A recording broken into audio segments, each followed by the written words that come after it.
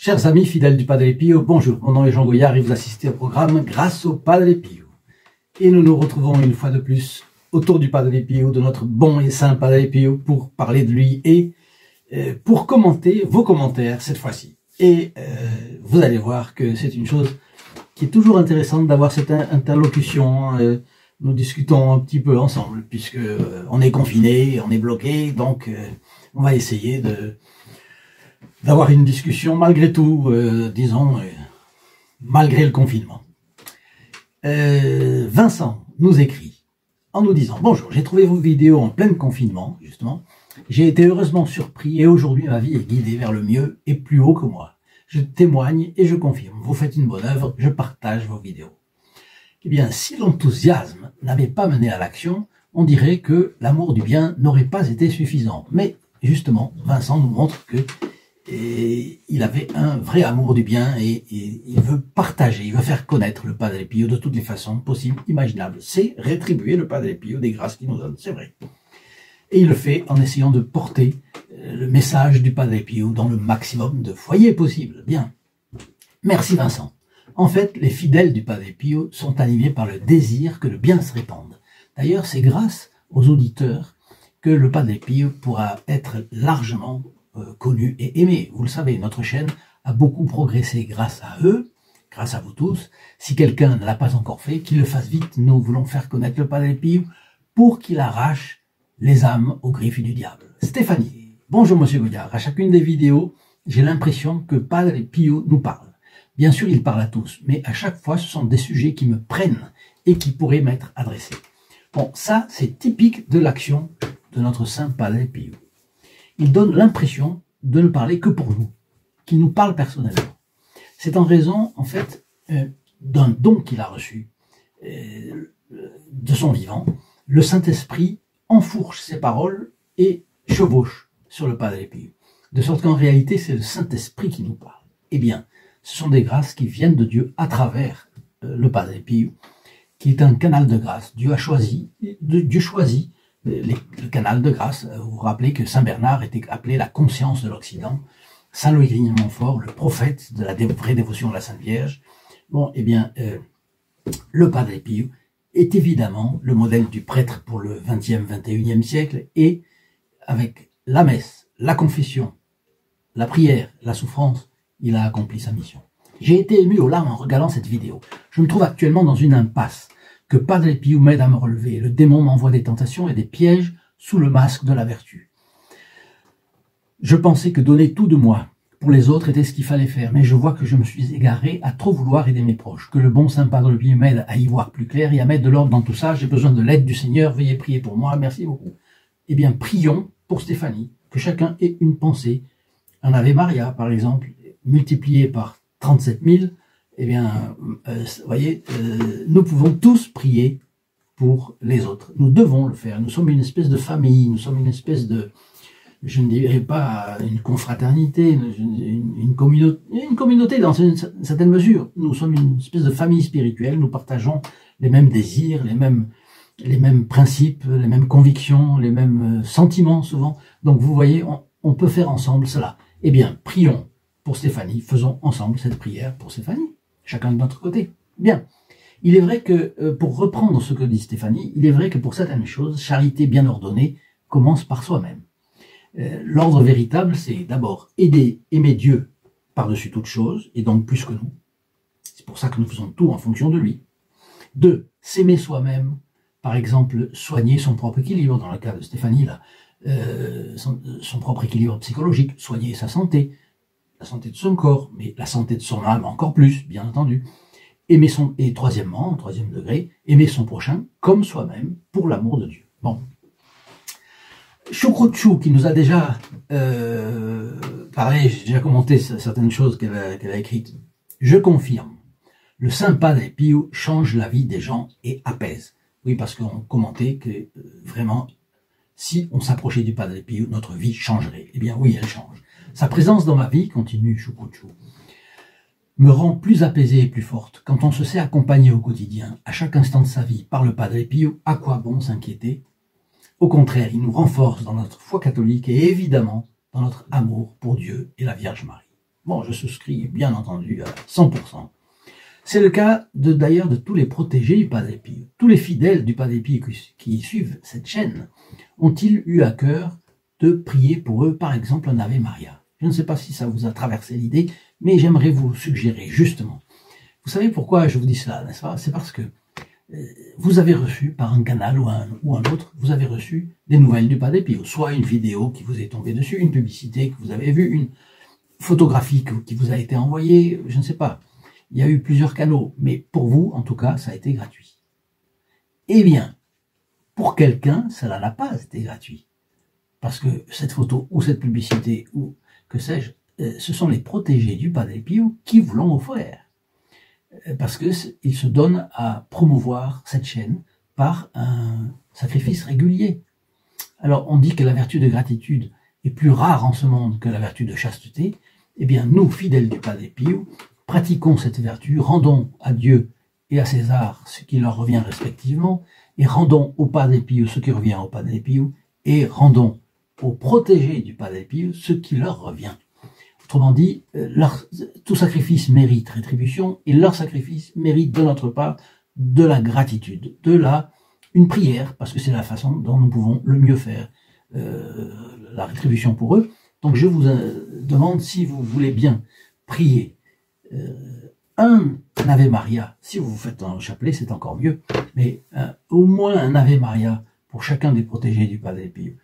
Je vous en remercie, et ce sera de justice d'ailleurs. Schreiber nous dit « Bonjour Monsieur Goyard, merci de nous raconter ces fiolettes. C'est incroyable comme ils font du bien. Vous avez raison. Il faut commencer par prier, demander pardon à Dieu pour nous et pour notre monde, pour tout le mal que peuvent faire les hommes et aussi pour soi. Avoir cet état d'esprit est un bienfait exceptionnel et donne un immense courage pour toute la journée. Belle journée à vous. » Alors oui, bien sûr, bien entendu, Schreiber.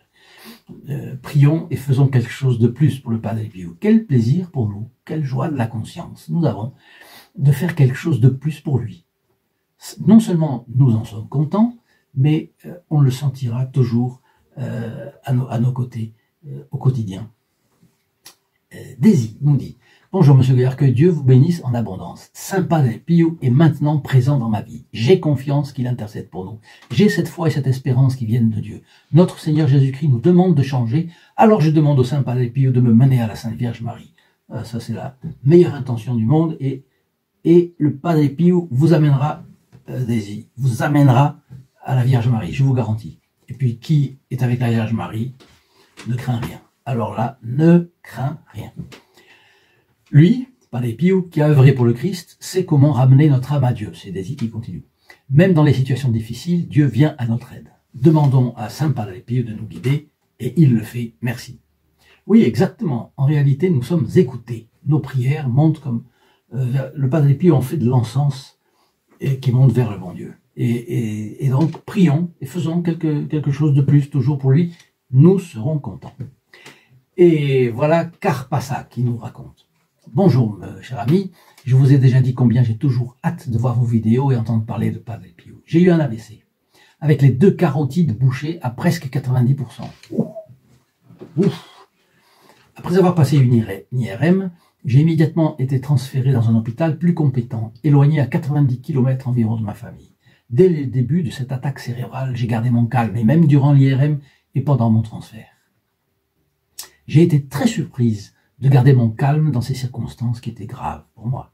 Et dans les souvenirs de ces moments qui me reviennent, je me souviens que j'avais l'image de notre grand Padre Pio en tête et l'impression qu'il était à mes côtés. Quand j'étais seul, je l'appelais. Et surtout, je n'ai jamais prié autant de chapelets, nuit et jour. Je suis certaine désormais que les saints sont nos plus proches confidents et amis. C'est absolument sûr, et vous voyez comme on est content d'être protégé du Padre Pio. Vous voyez, tout à l'heure, je vous en disais un mot. Je suis un jour tombé sur cette phrase. C'est bien entendu Carpassa qui continue, n'est-ce pas? Je suis un jour tombé sur cette phrase. Le Seigneur ne fait jamais marche arrière. Cela m'en a suggéré une autre. Je ne quitterai jamais plus le Seigneur. Cela n'est plus possible.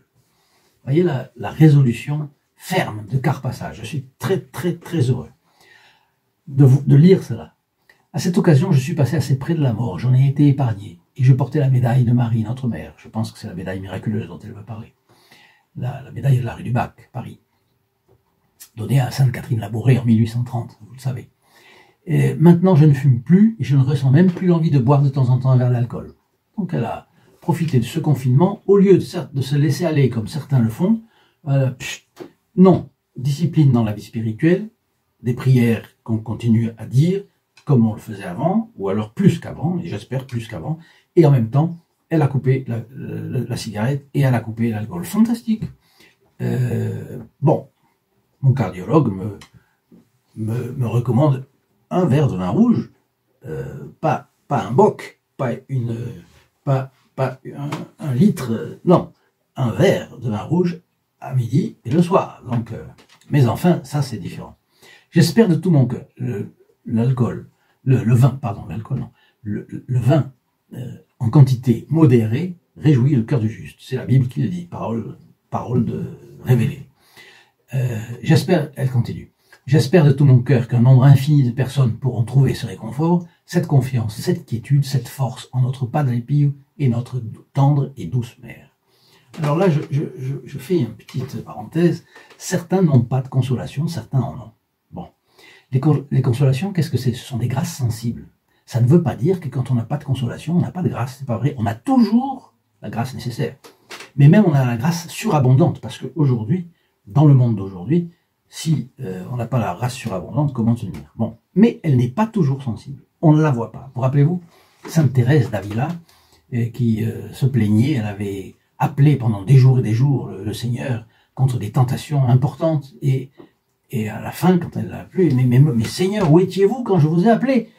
Et notre Seigneur Jésus-Christ, qui apparaissait à Sainte Thérèse d'Avila, lui dit, mais tu m'as cherché partout, mais j'étais dans ton cœur. Donc, lorsqu'on a des consolations, qu'est-ce que recommande l'Église? Bon, il faut suivre les élans de la grâce, les inspirations, se laisser guider, ne pas vouloir encadrer ça dans un schéma rigide, n'est-ce pas? Se laisser guider. Alors, si la Providence suggère d'aller devant le Saint-Sacrement, y aller, si on a la possibilité. Si elle suggère de lire quelque chose de religieux, si elle guide en suggérant de faire des prières lues ou récitées, alors on le fait. Mais parfois, elle attend simplement de nous guider à travers un colloque silencieux. La Providence nous parle, on reste en silence. Aujourd'hui, dans le confinement, combien regardent la télé? Non, la télé, c'est l'ennemi du catholique aujourd'hui. Mais,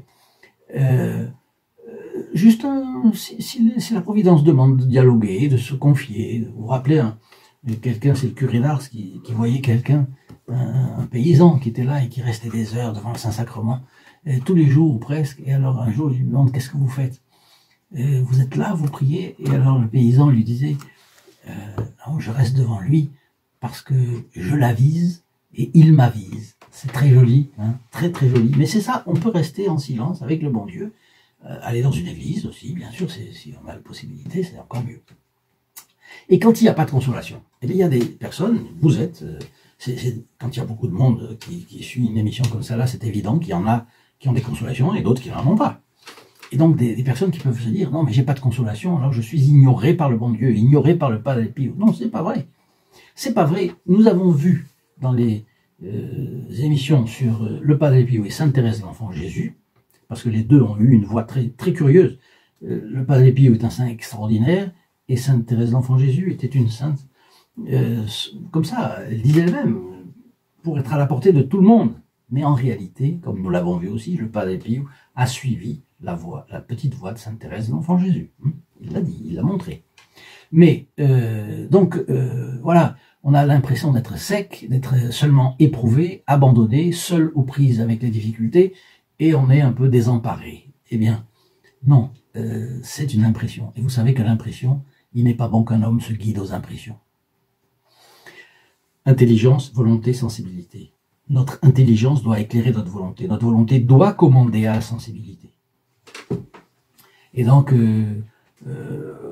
on a des épreuves, on est désemparé, eh bien, on se confie au bon Dieu. Et pourquoi est-ce que c'est si important? Parce que dans l'épreuve, on montre notre fidélité. Et c'est là, le Padre Pio nous l'enseigne, c'est là que le bon Dieu nous aime le plus.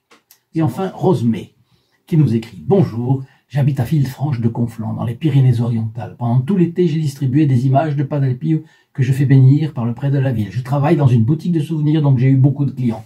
Voilà, je pense que si toutes les personnes peuvent faire quelque chose, Ce sera formidable. Merci Saint Padre Pio, priez pour nous.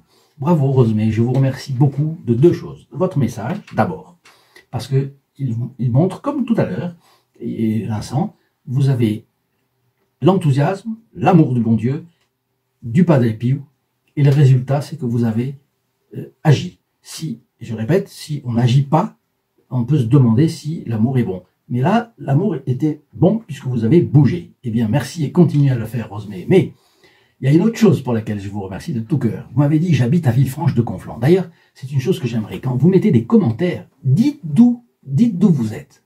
Montrez la petite ville, montrez le bourg, montrez le pays quand vous êtes. C'est très important. Or là, vous dites, j'habite à Villefranche de Conflans, dans les Pyrénées-Orientales. Donc j'ai pensé que c'était en France. Je suis bien entendu allé voir, puisque je connais les Pyrénées-Orientales, mais je ne connaissais pas Villefranche de Conflans. Alors j'ai dans Internet la merveille de ce bourg. Mais c'est merveilleux, c'est magnifique. Et dans le lien de la mairie, il y a une visite des remparts de Villefranche de Conflans. Et c'est une petite merveille. Et je suis étonné que personne n'en parle. On devrait en parler. En France, il y a ce Villefranche de Conflans. C'est un centre merveilleux d'art, d'histoire, de culture. Alors là, je vous remercie beaucoup et j'invite tout le monde à aller voir qu'est-ce que c'est que Villefranche de Conflans. Villefranche, comme Villefranche de Rouergue ou Villefranche-sur-Saône, mais c'est Villefranche de Conflans. C-O-N-F-L-E-N-T. Je pense que c'est un petit ruisseau ou une rivière, parce que Conflans, ça fait penser à confluent. Bon, j'imagine que c'est ça. Bon, en tout cas, merci à vous, Rosemée, pour cela. Et dans ce moment de confinement, ceux qui ont un ordinateur, eh bien, allez voir à Villefranche de Conflans et vous vous régalerez pendant un bon quart d'heure. Je vous le souhaite. En tout cas, je remercie spécialement les protégés du Padre Pio. Une fois de plus, je demande à chacun de prier pour eux. Je vous rappelle de partager, de mettre votre like, de mettre vos commentaires, de mettre aussi dans vos commentaires la ville d'où vous venez. Et je vous souhaite la bénédiction du Padre Pio et je vous dis à bientôt.